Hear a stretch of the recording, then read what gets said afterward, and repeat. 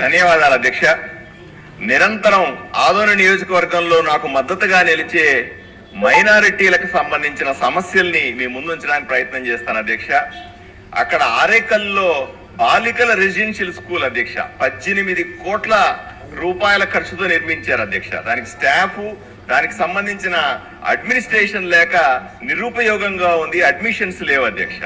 రెండవది ITI college boys కు సంబంధించి 3,69,00,000 రూపాయలతో కట్టారు అధ్యక్ష. దాంట్లో కూడా ఈ రోజు అడ్మిషన్స్ లేకుండా నిరుపయోగంగా ప్రజలకు ఉపయోగపడకుండా ఉంది అధ్యక్ష. అలాగే టీజీఎల్ కాలనీలో ఉన్నటువంటి ఉర్దూ జూనియర్ కాలేజ్ బాలికల కోసం కట్టాము అధ్యక్ష. ఇది పూర్తయి కూడా సంవత్సరం దాటింది అధ్యక్ష, అయినా దానికి ఇప్పుడు ఉపయోగంలో లేదు. ఈద్గా అధ్యక్ష ముస్లింస్ కు పవిత్ర స్థలం. గత ప్రభుత్వం 2,60,00,000 రూపాయలు అడ్మినిస్ట్రేషన్ శాంక్షన్ ఇచ్చిందని చెప్పి ఏదో వచ్చే చిత్తు కాగితం ఇచ్చి ముస్లింలను మోసం చేశారు అధ్యక్ష ఆదోనిలో. దీనికి తప్పనిసరిగా మన మంత్రి గారిని కూడా అడిగాను అధ్యక్ష. ఈ వీళ్ళని నమ్మి సుమారుగా స్థానికులంతా కూడా 80 లక్షలు చందాలు వేసుకొని దాన్ని కట్టం మొదలు పెట్టారు, సగంలో ఆగిపోయింది అధ్యక్ష.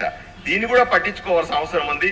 మేదరగిరిలోని షాదీఖానా అప్పుడు చంద్రబాబు నాయుడు గారు ముఖ్యమంత్రిగా ఉన్నప్పుడు మొదలైనటువంటి షాదీఖానా జగన్మోహన్ రెడ్డి వచ్చిన తర్వాత కక్షపూరితంగా దాన్ని ఆపేశారు అధ్యక్ష. దాన్ని పూర్తి చేస్తే పేదలు కనీసం పెళ్లిళ్లు చేసుకోవడానికి అవకాశం దొరుకుతుంది.